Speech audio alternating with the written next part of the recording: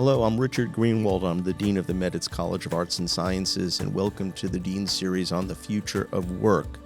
This episode, we are thrilled, or I am thrilled, to have with me two wonderful experts who can talk about theater and performing arts as experts in the field.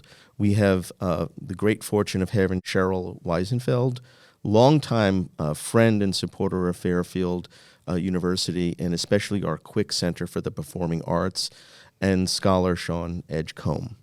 Cheryl spent a career in the communications field broadly as an editor, writer, and producer.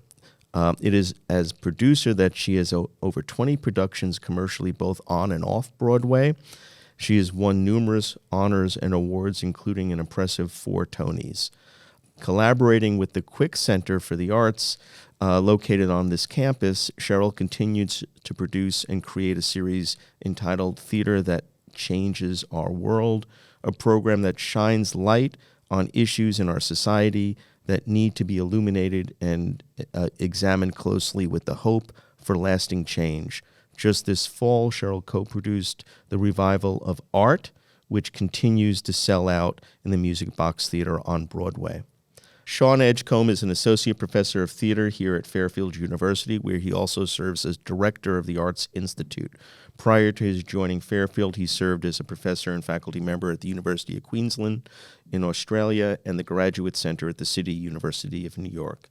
He's published widely on topics that intersect theater history, performance studies, queer theory, contemporary avant-garde, nationalism, Scandinavian studies, and rural studies. His most recent book, The Taylor Mack Book, was published by the University of Michigan Press. So welcome to you both. We're looking forward to a conversation about theater in the United States and its ongoing importance in society and culture in New York City in particular, and the importance here on this beautiful campus of Fairfield University in the greater region. First, I want to ask Cheryl a question. First, I have to say congratulations on the success of Art on Broadway. The production is a revival of Yasmina Reza's 1994 play, which first ran on Broadway 20 years ago and features an all-star cast of Bobby Cannavale, Neil Patrick Harris, and James Corden. Cheryl, to begin, could you speak to why you decided to co-produce this project now and how you think this is the right time for that production? Well, it's funny how producers choose productions for different reasons. In this particular case, I chose Art. One of the reasons was because I thought we needed it. Sometimes what's done on Broadway or off-Broadway or regional productions are very serious. But we've been living through a complicated time. And Yasmina Reza's plays deal with comedies of manners. I saw God of Carnage here as part of the Arts and Minds, which is about a family kind of dysfunction between 2 couples in Brooklyn. And Art I found interesting because it's a comedy about a piece of art, which 3 friends come together and they evaluate. And the play opens with Neil Patrick Harris inviting his friend, Bobby Cannavale, to look at this art. And Neil is so excited about it. And he says, "So, what do you think?" And Bobby says, "I think it's terrible." And the audience laughs. And from there, everything takes off. And it's really about much more than the art. It digs deep to discuss friendship. And these are 3 guys, all stars in their own way, who really weren't friends. But during the course of this play, you see how the friendship is what's important. And by the end, they do really bond. The art is significant in its own way, but it's really about the friendship. And I wanted to be part of that because it's wonderful to experience it with an audience that laughs, that it lifts them up. So Yeah, I was glad. Just coming into campus today, I was listening to local news broadcast to mention that New York City is expected and on target to have the largest tourist season it's ever had in the history of recording, which has got to be a good thing for Broadway and for theater in general and the arts in New York City. Which I want to talk about a little bit. Sean, you recently saw art on Broadway, and as a theater historian who looks at productions over a long sort of stretch of time, why do you think it's resonated? It's a play that's 20 years old, right? But it speaks right now to such important sort of moments that we're having. So what do you see the power of that? Sure. I mean, I'm really taken by what Cheryl said about theater that we need. I think that's a powerful thing. And I think that sometimes when things feel difficult or scary, sociopolitically or personally, we want to turn to sort of dark work. And I think that we need to remember that laughter can be a radical act as well. And I think that laughter can really drive the communitas of theater, because theater is not just about the proscenium and the actors we're looking at. It's really about that interpersonal connection. It's about that ephemeral moment. And I think there's something very, very magical to be in a room where you're sharing joy, right? Which is what I think you're speaking to. So in terms of the play, I think it's a couple of things. What I really appreciate about Reza's work is it's pulling on Molière. It's pulling on very traditional kind of French theatricality. And I think that James Corden's particular monologue, which I said to Cheryl, it's the Tony Award-winning monologue because it's so funny and it's so physical and it's so much. I think that it looks back to what we've been laughing at as humans for the past 500 years Absolutely. or longer, or Aristophanes or whoever, right? Absolutely. We need this humor in our lives.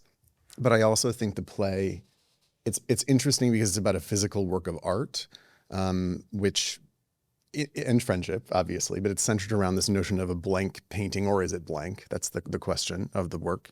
And I think that there's something really interesting in a world where things are becoming more digitalized, or people seem to be less interested in engaging with material culture as perhaps they once were. What does it mean to have a physical painting versus something that's more virtual or AI? So when I walked into the theater, I was really struck by the Yves Klein blue that surrounded the stage, which was also pointing to this French historical moment of what does it mean to present a particular hue of blue as a color, right? Or to have ownership over that. So I think the larger kind of questions are who does own art to begin with anyway? Can you possess it? Because this play is also about materiality, and it's about capitalism, of course, and about the art market in general.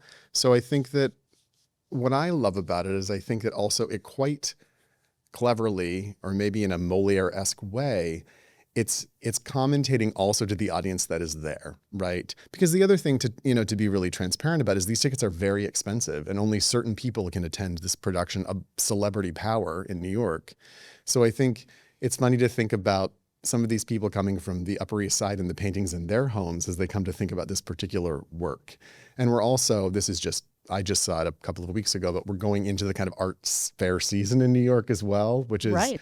kind of fascinating when we think about what does it mean to have a work of art, to own a work of art, to share that art, or to destroy a work of art. Right. So yeah, I mean, I think that it's could attract anyone because it's hilarious and funny, and the acting is phenomenal. But it's also, I think that it's saying something about this particular moment in time about what does art mean in 2025 as things seem to be really shifting dramatically. Yeah, both of you mentioned. Oh, sorry. Kat. No, and I was just going to say that, and the nature of the friendship that's underneath that art. And also, to Sean's point, we have tried to be, there are inexpensive ticket services. There's TDF, there's TKTS. We brought in a whole theater full of students to see this. So yes, the majority of the tickets are probably expensive, but there are, especially now as the play will be ending soon, discounted tickets where people can see it. And it's a real opportunity to see these three names interacting with each other as an opportunity that you don't get to see very often.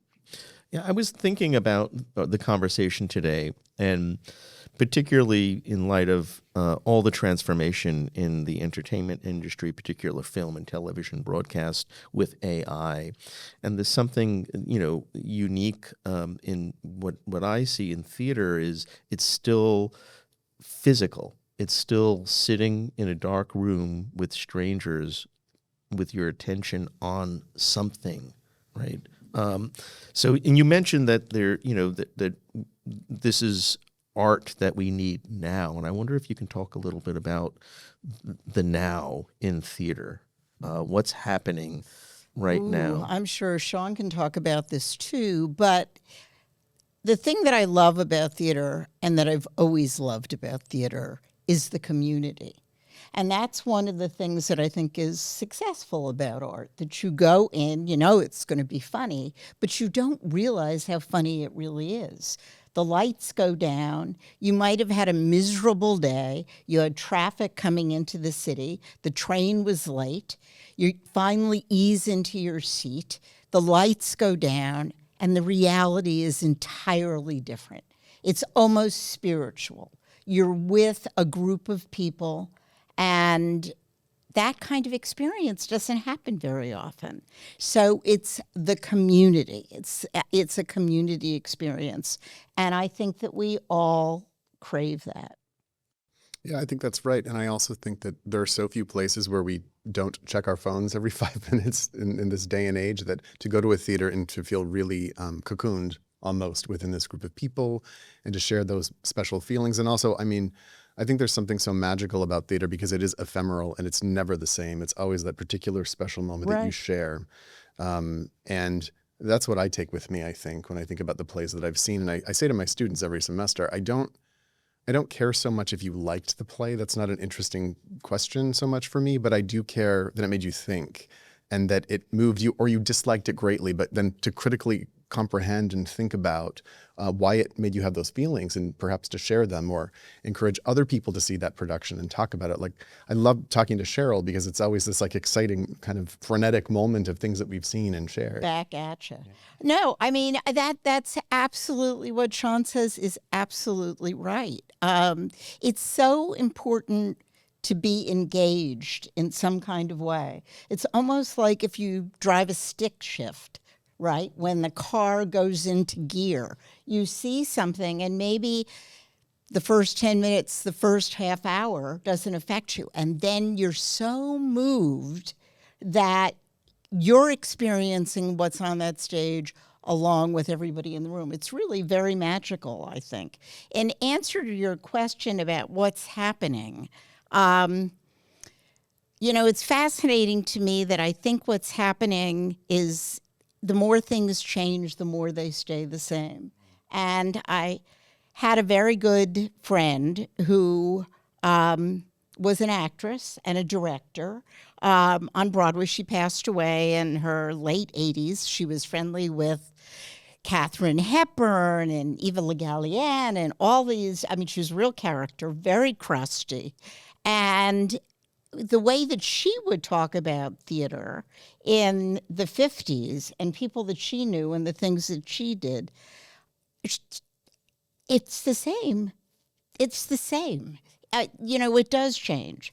There are stars and we do brands, but it is the same. And I think what pulls people back is the physical experience and the community of it.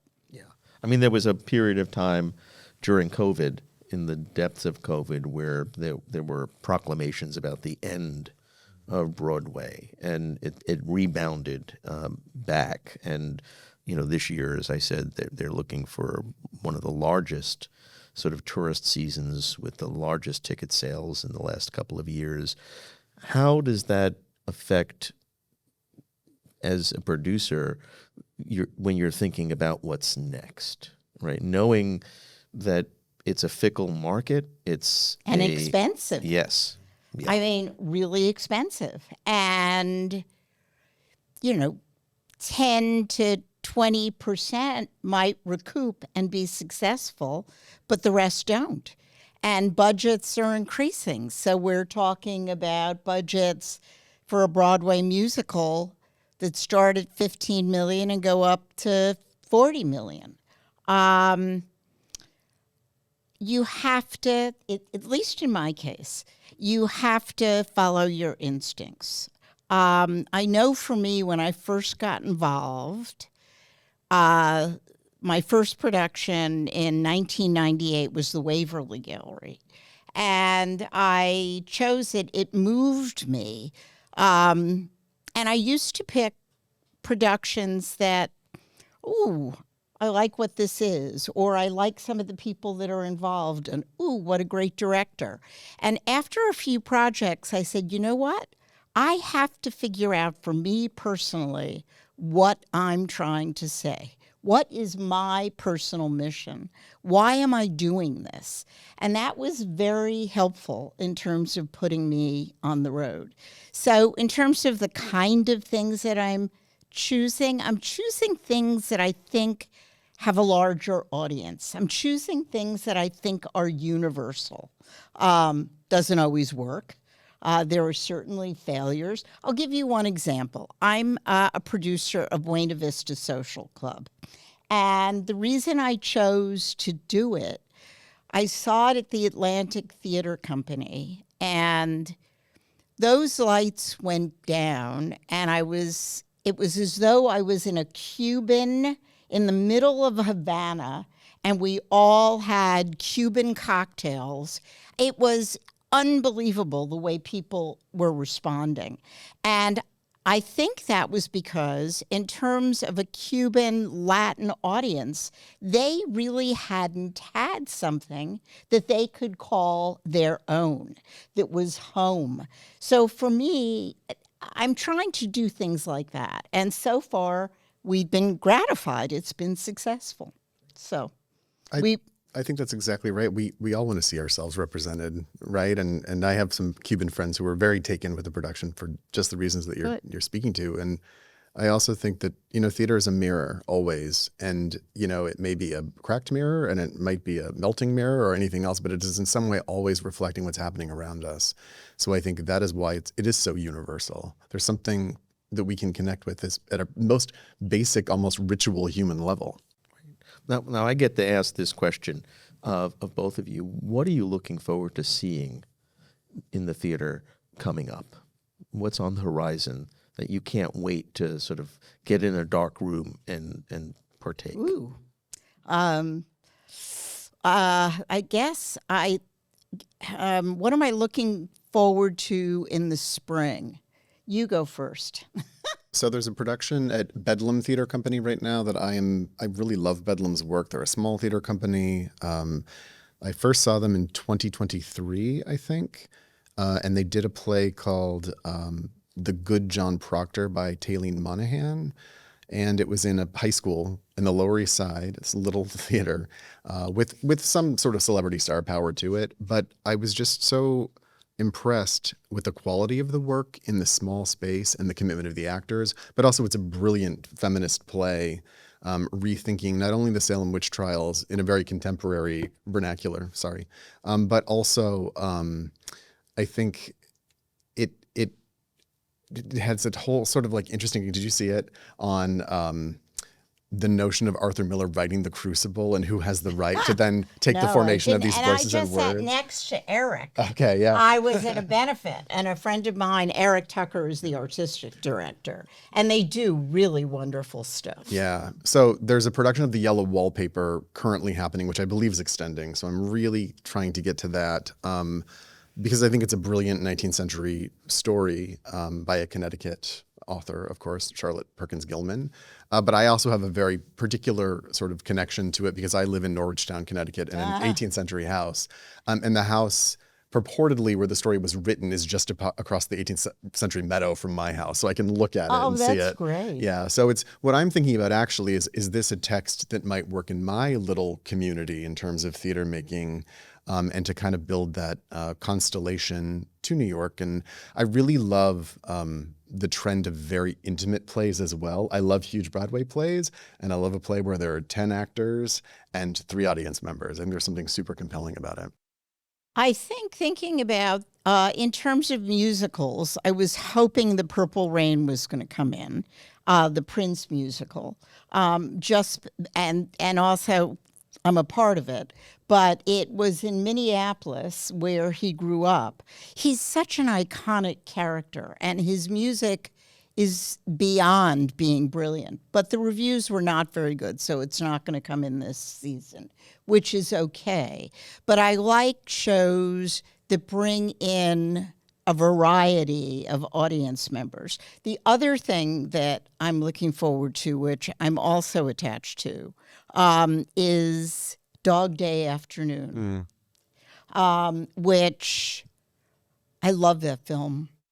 I love the fact that it's a real story. I love the fact that it happened. We sort of remember it in terms of New York TV. I know you live in Brooklyn, so I'm sure you're aware of it. Yeah. And I think the two actors that are going to do it from the Bay are Iban Misrak and John Berthel. Oh, wow. So I... it's compelling. So I'm really looking forward to that. I agree with Sean that small productions that are, you're in a small space with 2 people or 10 people. There's something about that where it's the community thing, but you're able to connect with them in a very visceral way. And I think to my students, I'll often encourage them to go to Bedlam or to Ars Nova because they are very affordable tickets. They're in kind of different parts of the city they can explore. My first book was all about very much downtown New York theater. And that world it still exists. I love Broadway. I go as much as I can, but New York is so diverse in terms of the different kinds of productions that are happening. And I like to expose anyone, but students in particular, to the realization that theater can mean almost anything. And sometimes they're terrible productions, and sometimes they're absolutely mind-blowingly unforgettable. I agree.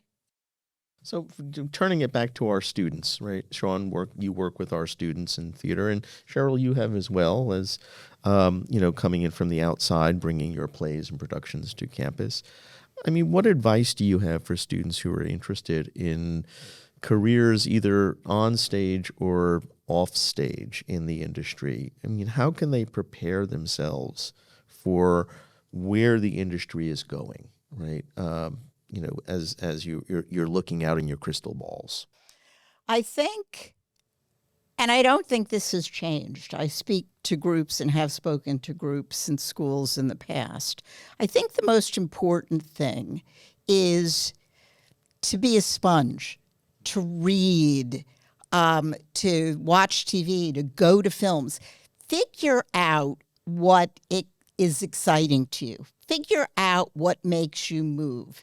I remember actually many years ago when the New York Times had listings, the fall listings. They did it once in the fall and they did it in the spring. And I remember looking through all those listings, and there was one show that really spoke to me, and that show was The Exonerated, which was real stories, 6 real stories about people who were on death row and then eventually exonerated.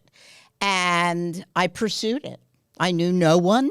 I had to meet whoever was doing it, and I did get attached, and it was an unbelievable experience and started me on my journey in terms of social justice and some of the things that I've done here. Up to and including, we took that show to Illinois, where Governor Ryan at the time, this was in 2002, commuted the death penalty after seeing our show. So I guess I would get back to talking about students. Find what you love to do. Find what your level is. See as much as you can. Read as much as you can, because something will percolate for you. Something will come up and you'll say, that's what I want to do. Whether you want to be behind the scenes, in front of the scenes, be a writer, get connected to the technical aspects, do film, TV. That's would be one of my recommendations. And Sean? I would agree. Similarly, I would say see everything, try anything, be brave. Don't be too held back by what you think you want to do versus other opportunities, because theater is truly collaborative and it needs everyone. You never know who you might meet. Build that constellation of people who are also passionate in the same way that you are. And I think don't be afraid to take a risk. Be brave. Theater is also very scary. That's the point of it. And what I try to get into my students now is, and it's always been this way, I don't know what has changed, but process is equally important as production and what you take from that and what you learn from it. So I say to my directing students all the time, it's not just about the glory of opening night, which is wonderful and we love it, but it's very much about what's happening in that rehearsal space and what you're learning about yourself as a human, because in some ways, theater is it's the oldest discipline in a way, if we think about performance before theater, right? But it's also in many ways the newest discipline in that it's about everything, or can be about anything, and it really constellates and intersects many different fields. So don't be afraid to take your own passion and then make it into something that you can share, because theater really is about sharing, right? It's that humanity that we share back and forth that you mentioned. Yeah, I agree. I think the theater world, no matter what you do, whether it's commercial, small, regional, it's hard. Yeah. Anything we do is hard, right? So you've got to be brave and passionate. You've got to find something that you really feel deeply about. I mean, I also, speaking of bravery, I go to our theater productions, our student productions, and there's a moment when the lights are out on the stage and the student is there, and then the lights come on. And I get butterflies for those students, right? Because I could never imagine having the courage to stand up and be that vulnerable. And it's amazing to watch our students do that. And then I had another moment a couple of years ago. You had a play that you brought to our campus and it was starring two women who were incarcerated, who were telling their story. It was the bravest thing I'd ever seen, because they were acting, but they were telling their story. And so, the students who were there, and I wish there were many more students who were there, got the raw emotion of these people's lives in interesting ways. I'm wondering what advice you gave those actors who were, if you didn't tell me they weren't professional actors, I wouldn't never have guessed. But they did have that courage. They were in the moment, right? What advice did you give them to sort of lean into that? I don't think I gave them any advice. I think that they were authentic. And that's what I think we try to do within the program here. Actually, Richard, Naomi, the gospel singer, passed away, but BL is coming back this year. We're bringing back BL and her mother, her real biological mother, and they were both drug addicts, essentially. They both sold drugs, and now BL's mother is a preacher. She has her own church. But in answer, and it was a very strong performance, but I think what tied it together was really the authenticity. And I think that's true about what we see as well, that when you really see a performance of someone who has just taken everything off to perform whatever role they're in, that's some of the beauty, I think, of theater. Yeah. Where it's that aha moment. It's that, whoa, what did I just see? Yeah, that's what Aristotle says, right? Right, yeah. Yeah, I think vulnerability is such a magical and precious thing to experience as humans. And if you can safely guide students to come to those places where they can be vulnerable through their authentic performances, it is a pretty magical, important thing. Yeah. Not only for performing on stage, but for your life, right? Yes. And you kind of inferred this, but I also kind of like the idea that theater is church, right? Mm-hmm. Right. And I think, Sean's mentioning vulnerability and you talking about what's the next stage. And vulnerability is really critical, I think. Being open to figuring out who you are, to your own vulnerabilities, what you can do, what you can't do. Because this, in terms of work, in terms of finding a path, it's not going to be easy, right? AI is sort of removing a lot of possibilities that existed before. So you have to really sit down with yourself and open up to different challenges. Yeah. I mean, that performance, I remember sitting outside in the car for a few moments, just sort of getting myself ready to turn the car on to drive home. Wow, I didn't know that. That was such a powerful moment. And there were people who cried. There were people that were so moved because it was like there was no artifice between that performance and the audience. And that's really a gift, I think, of the Quick and of Fairfield, to have spaces where you can do that, where it's a black box. It's just a few chairs, lights up, go. Yeah, there was no set. It was minimal, right? And again, I think the thing that I keep coming back to, again and again, is, while we talk a lot about AI can't touch that authenticity, at least yet, right?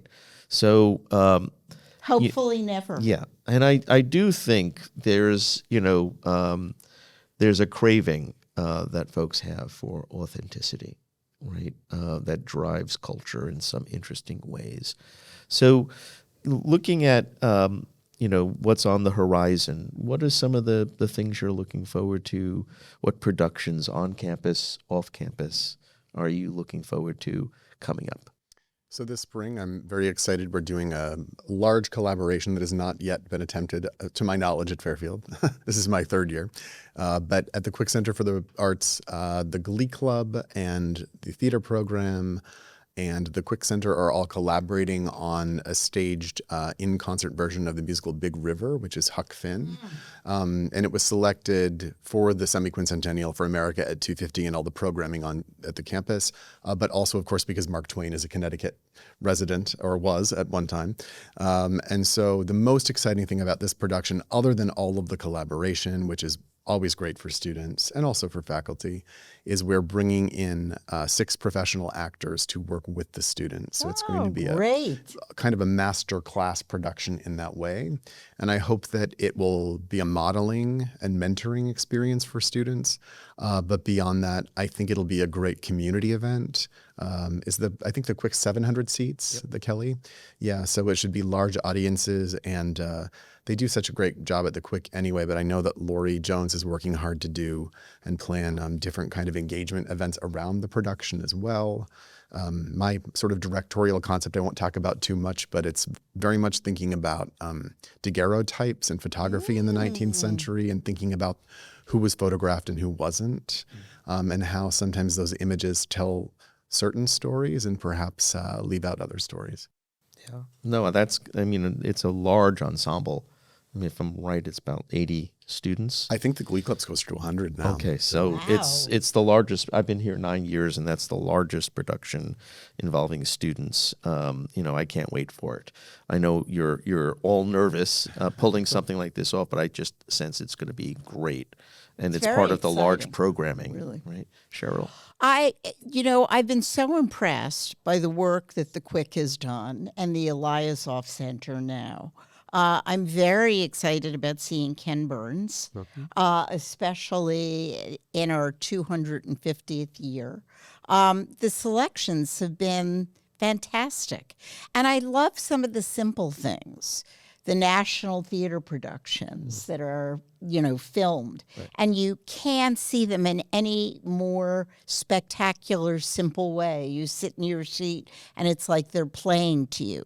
Or the Metropolitan.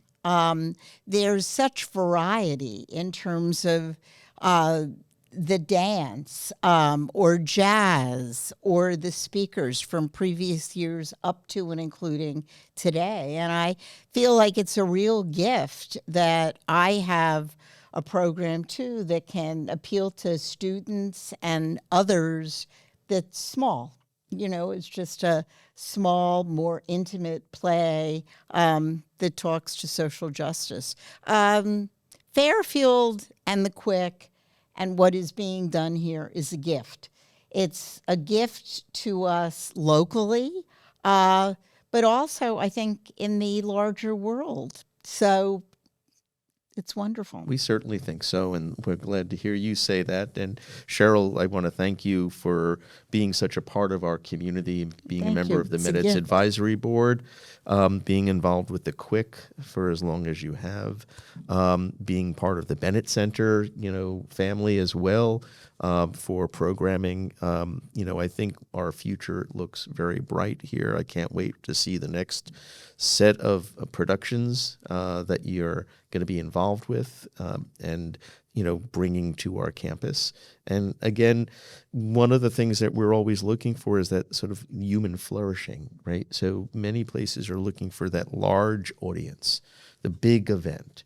For us in the college, we care deeply about those small events where you get 25 students in a room and you can have an impact on them.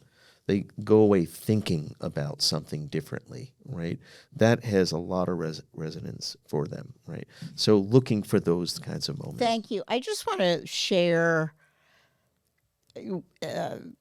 one of two different experiences, which really was formulative in terms of my being a producer.